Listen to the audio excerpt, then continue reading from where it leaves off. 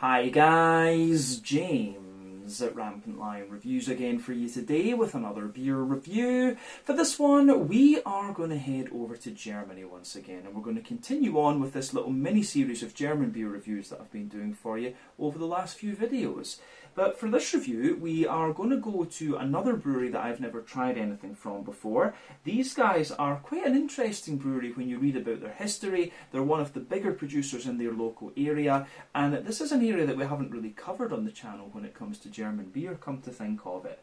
But the beer itself is a style that I very much enjoy, one that I don't get to review all that often on the channel, but I would count this among my favourite German beer styles. But needless to say, I'm very curious to see what this beer is going to have in store for us. It's always cool to introduce new German breweries to you here on the channel too, so hopefully it's another good one. Hopefully it makes for an interesting review, and as always I hope that you guys watching enjoy my take on this one as well. So yeah, for this review then, we are going to head to the city of Chemnitz in Saxony, in the southern part of what was East Germany, and we're going to have a look then at my first beer from Privatbrauerei Einsiedler Brauhaus, or Einsiedler as they're known for short. But this particular beer is simply called Doppelbock. It comes in at 7.8% ABV, and from the name I think you can guess what style this one is. But yeah, the Doppelbock for me is one of my favourite German beer styles. As you'll know if you've watched the channel for any length of time, I'm a huge fan of the big malty brown beers, Scotch ales, Doppelbocks, Belgian quadruples, American barley wines. These things are right up my street. But again, this is another beer that I picked up from Beers of Europe. They've always got a good selection of German stuff from different breweries that I haven't tried, and this one just kind of caught my eye because it was a Doppelbock, and I love a good Doppelbock. But yeah, let's just crack on and see what this beer is going to have in store for us. So, as always with my reviews then, I'll tell you a little bit about the brewery before we taste the beer. If you want to get straight to the tasting though, just fast forward. All the usual links can be found in the video description below. That's the brewery website, the link to my other reviews that I will do in the future from Privatbrauerei Einsiedler Brauhaus. This is the very first time I'm trying one of their beers on the channel, as I mentioned before. But there's all the usual social media down there. If you want to see more reviews, do please consider subscribing to the channel. The support that you give is massively appreciated, and remember you can go into the channel homepage and search for beer using the geography tagging system. So just go in there, use the little search bar, put in your hometown, state, county, whatever you like. If I've reviewed beers from the area that you search for, they will pop up. Failing that, you can check out the playlist of beers from different countries. You'll find this one in the German playlist along with a number of other things, which is getting added to quite regularly at the moment, and we will hopefully continue to do that as time goes on. But you can check out the playlist of beers from other countries as well. But yeah, let's go on to my brewery notes then, and I'll tell you a wee bit about Einsiedler Brauerei. So, Privatbrauerei Einsiedler Brauhaus are based in the city of Chemnitz in Saxony, Sachsen, in the southern part of what was East Germany, and the brewery was founded back in 1885 when Emil Schwalbe, a local industrialist, established a brewery in Einsiedl, just outside of the city of Chemnitz. So he bought a few local farms which were known to produce great quality well water, and the land here was going to be used to produce grain and hops for the brewery. But they built a completely new building with a modern facility at the time, and this facility had a 300 hectolitre capacity. But in the years leading up to the First World War, the brewery struggled to meet demand for its beer, and the capacity peaked at 70,000 hectolitres of beer per year, about 7 million litres. But this beer at the time was mainly sold in kegs, although there was a limited amount of bottling. But during the First World War, they struggled to get materials for the brewery, and their output dropped really significantly. But they did manage to recover by the mid-1920s, which, remember, was a fairly good time for the German economy. They were really starting to grow at this point, but when the global depression hit in the late 1920s, they really started to suffer once again. But the brewery remained in operation until the end of the Second World War, at which point it was largely destroyed as part of the Allied bombing raid campaign, but it was rebuilt again in the original style, and they still brew in this original building today. But following the Second World War, the brewery was put under government administration, as pretty much all the businesses in what became the German Democratic Republic, the GDR, East Germany were, but it was fully integrated into the VAB drink collective combine Karl Marxstadt, and by 1959 they'd reached a 100,000 hectolitre annual capacity, and then in 1972 they were ordered to produce only bottled beer, and the output rose to 200,000 hectolitres during the 70s, and then 300,000 hectolitres, in the 1980s. But after German reunification in 1990, the brewery returned to private ownership, and this meant a complete revamp of the brewery equipment, and they installed a new automatic brew house in the original building in 1991, which is still in operation today, and over the years they've continued to develop the brewery infrastructure and put new equipment in there as well to complement the brew house. But as of July 2023, when I'm filming this review for you, these guys have apparently produced 100 different kinds of beer according to Untappd, and they do mainly, traditional German styles of beer. But you will see the odd, more modern American type thing coming out of this brewery as well. But yeah, that is everything that I can really tell you about Privatbrauerei Einsiedler Brauhaus. They are supposed to be quite a well recognised and well respected name when it comes to the beer scene in Chemnitz. So I guess we'll need to go there. I've not really seen the likes of Dresden and Chemnitz and that part of Saxony in Germany. That's one of the areas that I haven't really explored. So we will definitely need to make that happen at some point in the future. But yeah, I would like to go and see what that little bit of Germany is like, actually. So yeah, that's everything, as I say, I can tell you about the brewery. If you want to learn more, you can check out the brewery website. You can follow them on Facebook and Instagram to keep up to date with all the latest goings on, and you can of course check out the Rate Beer, Untappd and Beer Advocate pages to learn a little bit more about all the different beers that these guys have done. I'm sure we'll try a few of those as time goes on. But yeah, let's do this then. So I'll let you have a wee look at the artwork on this one before we open it up. You can see it is pretty nice, actually. It's a fairly modern label when you think about the wider context of German beer. It's kind of modern, but it still maintains a little bit of the old school vibe. You can see the outline of the building and things on the bottom of the label there too, and you can also see the Einsiedler symbol there at the top of the label too. It looks like an old sort of wizard dude, an old wizard dude enjoying a beer or something like that. But yeah, you can also see that's on the little top label. I do love the top labels that you get on German beer too. And yeah, the bottle cap on this one seems to be specific to this particular beer. You can see Einsiedler Doppelbock. So yeah, like I said earlier, this one comes in at 7.8% ABV. Remember, the Doppelbock as a style is a kind of strong brown German lager. So the technical difference between a lager and an ale is to do with the type of yeast you use, and thus the fermentation temperature that you have. Lager beers are fermented at lower temperatures using bottom fermenting yeast, usually between 8 to 12 degrees. Ales ferment at higher temperatures using top fermenting yeasts, 15 to 18 degrees Celsius. But yeah, the Bock styles of beer originate in the city of Einbeck, and the reason they became known as Bocks was basically because the Münchners, the Munich people, made fun of the Einbeckers' accents when they took the beers down to Munich, and so yeah, the beers became known as Bock, which sounded like the word goat in the Bavarian dialect, and so this is why many Doppelbocks have a goat on the labels, but not this one. Seems not this one. But yeah, let's get this guy out into the glass then and see what this beer is like. So a 7.8% Doppelbock from Privatbrauerei Einsiedler in Chemnitz in Sachsen in Germany. So yeah, let's do this. Let's get this beer out into the glass and see what we have. Yeah, I got, as you'll probably be seeing at this point when this video publishes, I did manage to come across a few Doppelbocks on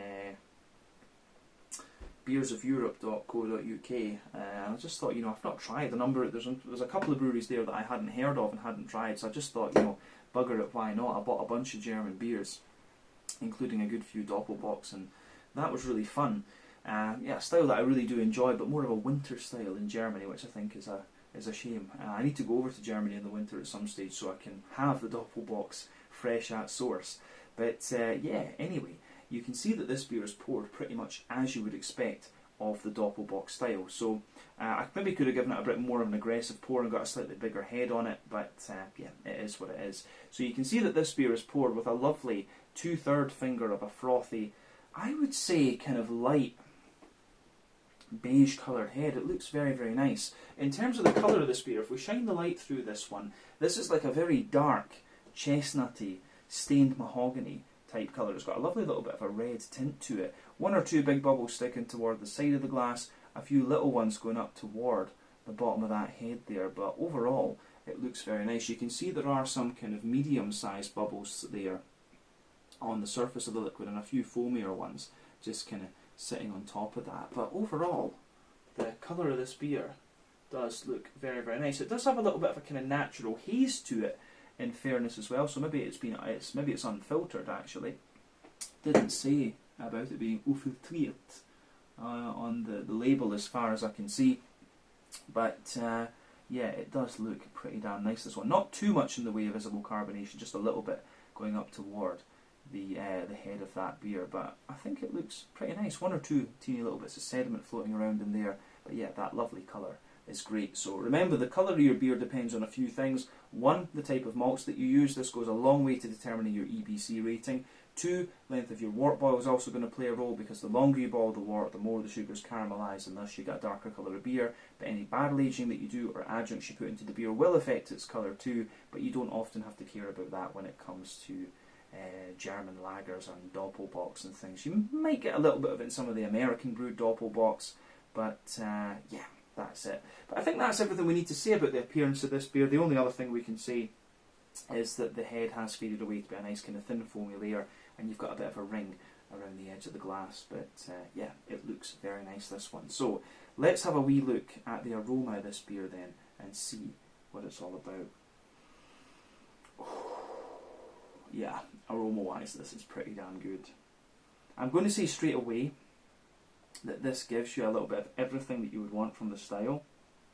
I have to admit, it is a nice treat to be able to review some German beers for you again quite regularly. It was difficult to get a hold of these kind of things in Sweden, actually.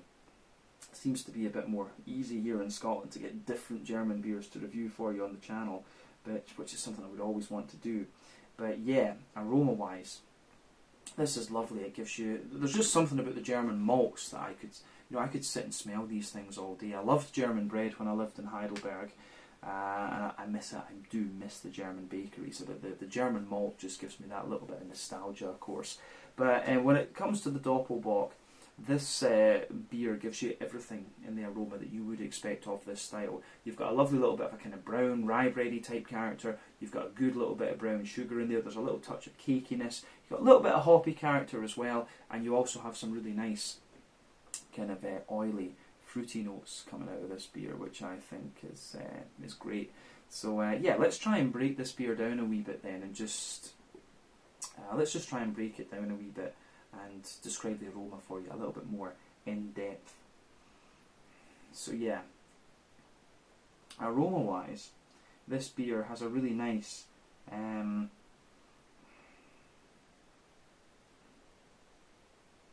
I'd say that it has a really nice kind of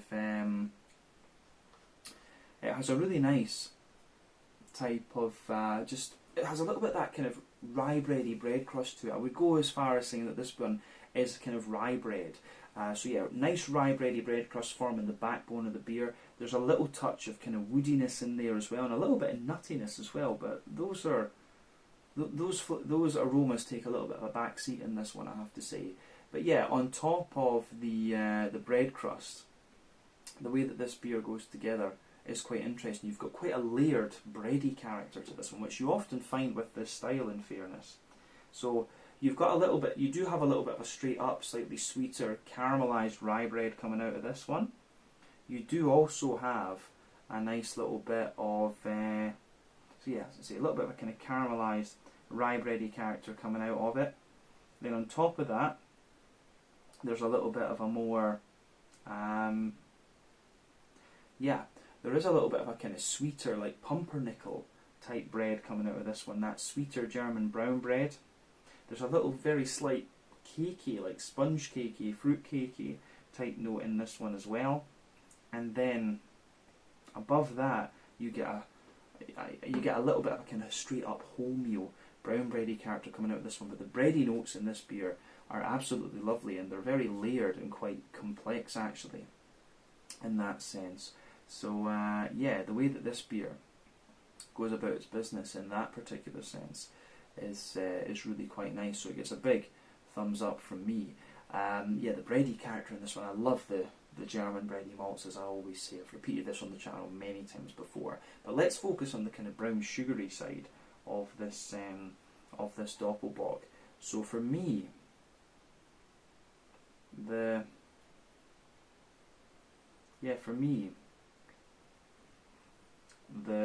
brown sugary side of this beer is quite interesting. You've got a lovely kind of, I would say,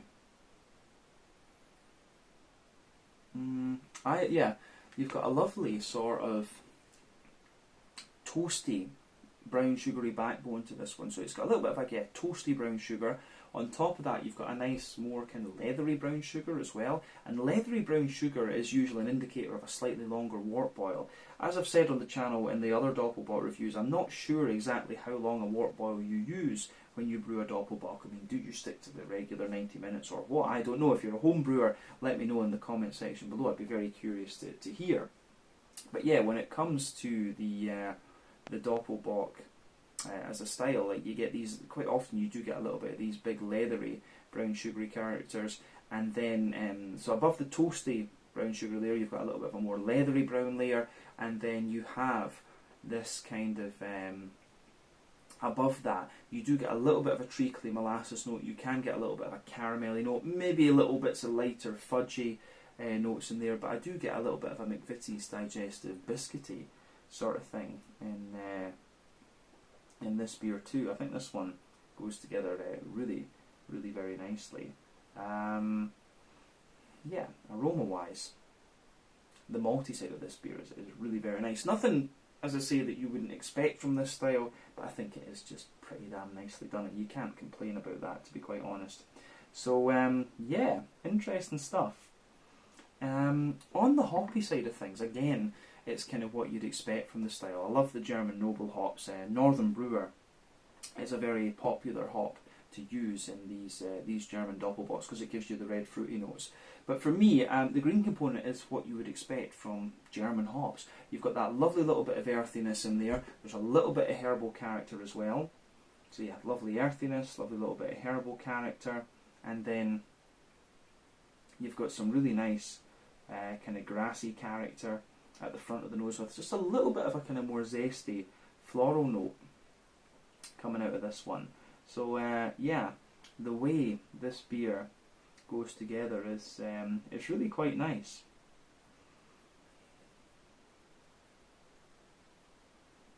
So yeah, as I say, a little bit of earthiness, a little bit of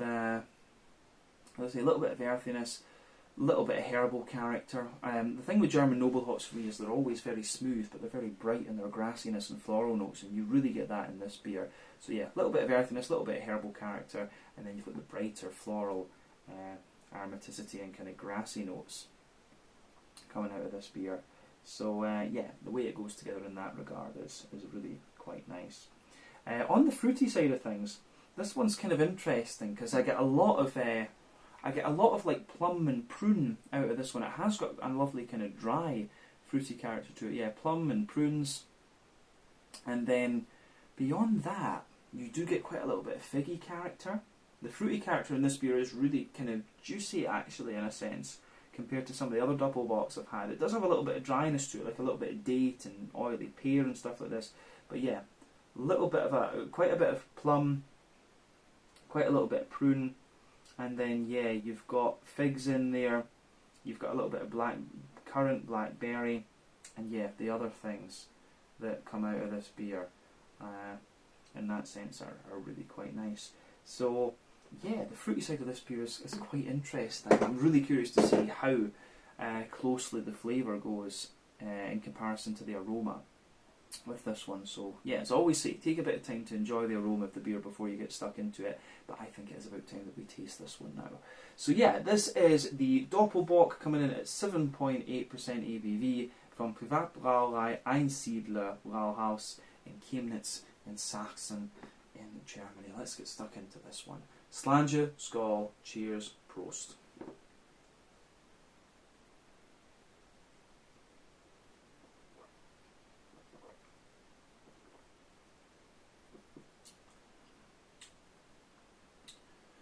Oh yeah, that's pretty damn good, I have to say. I don't know what it is about the Doppelbock, but as a style, I really like them. I like having that big, stronger brown and but still quite drinkable beer.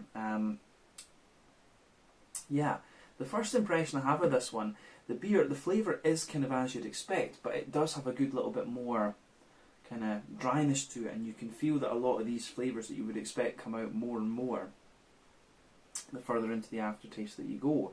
I do wonder if I've got this beer just a little touch too cold, but yeah, still, it works out and it gives you everything you would expect of this style. It's a very nice example of the style, and to be honest, there are so many breweries in Germany, you can't really ask much more than that they give you a nice example of the style that you're buying. So yeah, let's try and just break this beer down a little bit and describe it for you a wee bit more in depth. We'll start in the middle third of the palate, as we always do.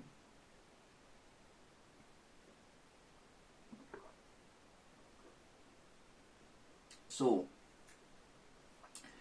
the middle third of your palate in this beer, you have the backbone of the beer. You can feel there's that lovely kind of rye bready bread crust just sitting, forming that backbone of the beer. There's a little bit of a kind of toasty, you've got quite a bit of a toasty dry character comes out of this one. The further into the aftertaste that you go too, so I think that's really nice.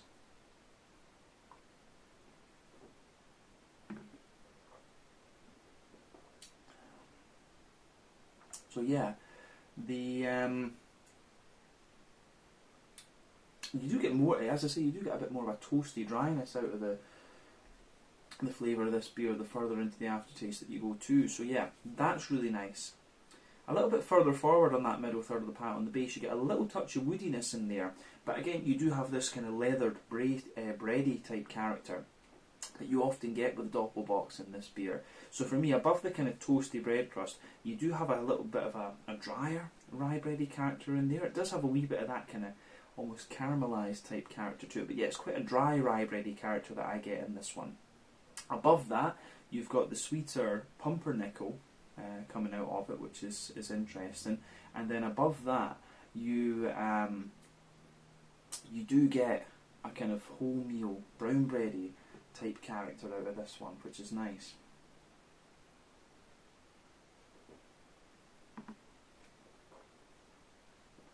So for me, the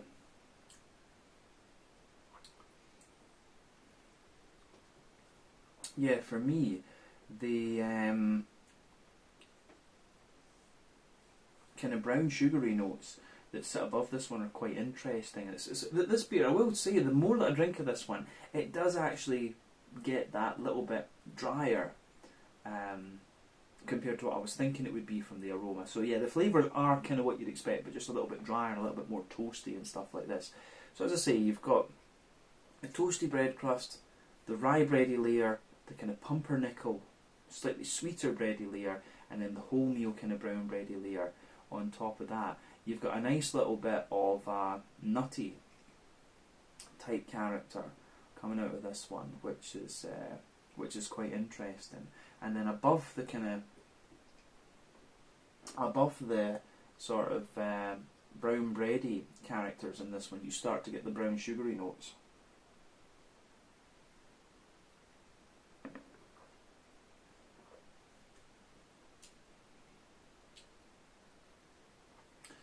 So yeah, the brown sugary notes in this beer, you've got a lovely kind of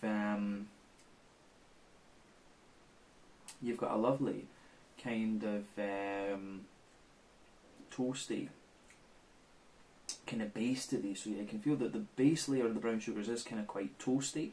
Then above that, you get a little bit of a kind of leathery note out of the beer, and it's a bit more of a kind of dry leathery note as well, I would say. So yeah, dry kind of leathery, brown sugary qualities, and then above that you get a little bit more of a, you do get a little bit more of a kind of in the dead centre of your palate, you do get a little bit more of a kind of treacly molasses sort of thing in this one. So yeah, like I say, little circle in the middle of your palate, treacly molasses type note. Under that you've got the kind of leathery brown sugary layer, and it's a wee bit kind of more toasty underneath. So yeah, the way that this beer goes together in that sense, I think, is really very, very nice. Yeah, you get a little bit of biscuit in that middle third of your palate too, and that comes out a wee bit more into the aftertaste, and you get a little bit of an almost slightly fudgy sweetness coming out of the beer too. So it really is interesting how this beer kind of pieces together in that regard. It's quite dry in the beginning, and it's drier in the base of that middle third of your palate, that gets sweeter the further up you go and the further into the aftertaste you go too. So yeah, it's a thumbs up for me. I think this is quite an interesting beer for sure.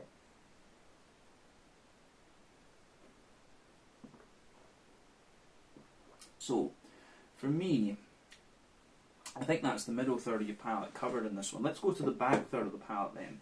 And as I've said quite often, the back third of your palate will show you similar flavours to the middle third of your palate, just at different intensities. But do remember that trend, that general trend that you'll find with your palate. Sweeter flavours come out further forward, more dry and bitter flavours come out further back. So on that border region between middle and back third of your palate, you get a nice little bit of bready build up in there. And you can feel there's a bit of rye bread in the base, the pumpernickel in the middle, and the kind of wholemeal brown bready character on top of that. You've got a nice kind of you've got a nice sort of brown. You've got a nice kind of rye bready base in this one. Once again, you can feel the rye bready bread crust is even drier, and even it's a little bit more kind of toasty and almost very slightly black. Then above that you get the rye bready notes, which feel a little bit lighter and more airy, but still drier. You get the pumpernickel bread layer above that, which feels kind of the same, and then you get the wholemeal brown bready layer. All these layers are a bit lighter and more airy than they are in the middle third of your palate, and you can feel some of the drier brown sugary notes just kind of creeping over the top of that, on the top of that back third of your palate. And then above that you've got the nice kind of yeasty notes coming out of the beer, which are great.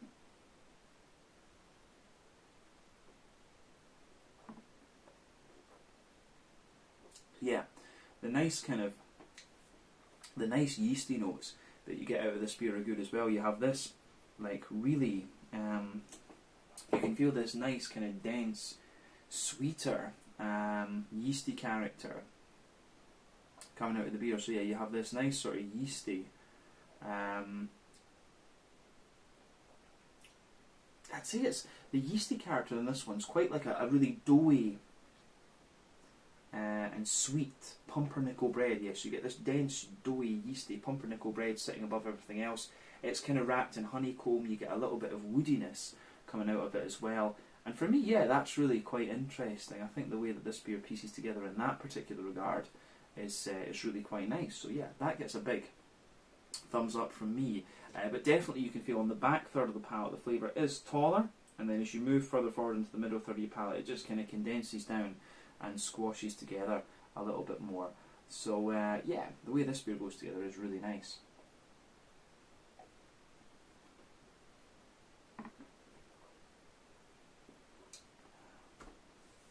But yeah, I do really like how this pieces together. On the hoppy side of things, then, so with this, with the hoppy side of this beer, the back corners of your palate, it gives you a little bit of an earthiness in there, and the earthiness does get a little bit drier again the further you go into the aftertaste, and gives you a wee bit more bitterness.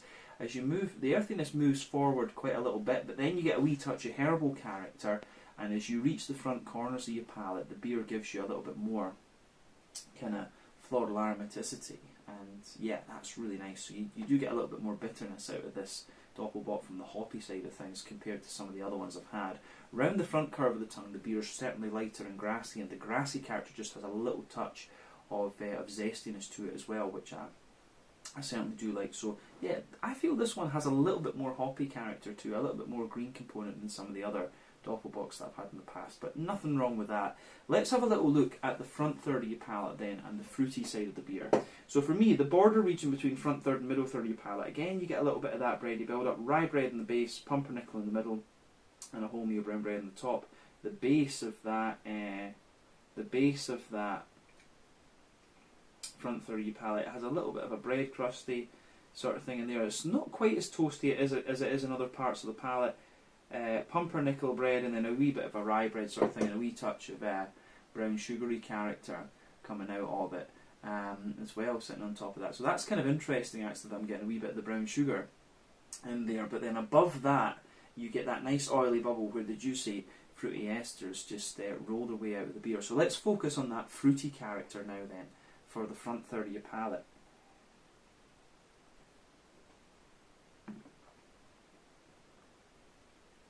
So yeah, for me, the fruity side of this beer, it's got a lovely, it has got a lovely it has got a lovely little bit. When you take the beer in, it has got quite a juicy plummy note to it, and then you start to get more of the drier fruits out of this one. I get quite a little bit of black currant out of this beer the further into the aftertaste that you go. But yeah, on the back of that front third of your palate, you do get a really nice kind of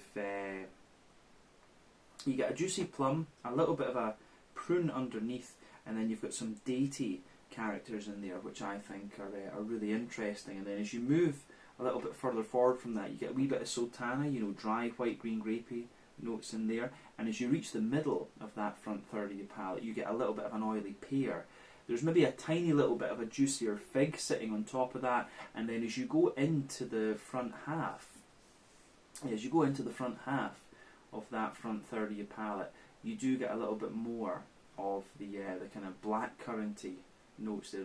I wouldn't say there's blackberry to this one. It doesn't seem quite sharp enough for that. But yeah, I get a lot of black currant out of this one. So a juicy plum and black currant are the more red fruity characters in this beer for me. And then yeah, you have got a wee bit of the oily pear and a bit of sultana and stuff sitting in this one too.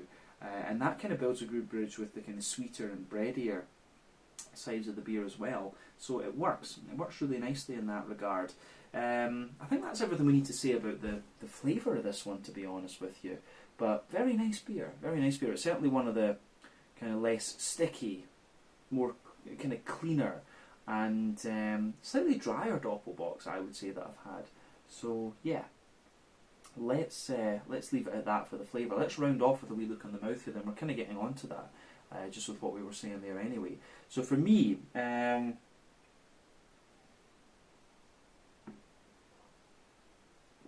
this beer, yeah, I would say that it's quite. I would say that this beer is quite. It's kind of at the top end of light-bodied, bottom end of mid-bodied. The carbonation's quite smooth. It has a little bit of an oily slickness to it, but that oily slickness that it has gives you a wee bit of dryness. As I say, a little bit of a drier Doppelbock for me. The IBU count, I think, feels as if it could be a little touch higher in this one. You have perceived bitterness and calculated bitterness. I think the calculated bitterness in this one would be about 25 IBUs, but the dryness that this beer has could give you the impression of it being maybe 30-ish or 35. I think that's a fair statement. As we said, the malt base has a bit of toastiness in the base, a little bit of smoothness in the middle, which has a bit of a drier sweetness to it. Then you've got the brown sugar sitting on top of that, which give you the dry sweetness into the aftertaste. We've talked about the hoppy bitterness already, and then the fruity character for me is a little bit lighter and a bit wetter compared to some other Doppelbocks that I've had. But yeah, I really like how this beer pieces together, and it kind of shows you a few different ways that you can make your Doppelbock lean. It's a bit lighter and a bit more juicy on its fruity side of things, and as I say, one of the more bready examples of the style, I would say too. So yeah, I think we can leave it at that for this one. This has been a really interesting beer to try. So this beer was simply called Doppelbock. It came to you from the Privatbrauerei Einsiedler Brauhaus in Chemnitz in Sachsen, Saxony in Germany. So yeah, really enjoyed this one, and I hope you guys enjoyed my take on it as well. Once again, thank you for watching my beer reviews. Until the next time, please like, subscribe, share, all the usual YouTube stuff. Let me know your own thoughts on this beer in the comments section below, and let me know what your favourite beers are from Privatbrauerei Einsiedler as well, and we will see about returning to these guys at some point in the near future too. Maybe we can go and have a little look at their brewery restaurant at some point as well. I've not been to that part of Germany. It would be quite cool to go and explore it a wee bit more. But thank you for watching. Check out my social media, check out their social media, and I'll see you guys on the next one. Slàinte, skål, cheers and prost.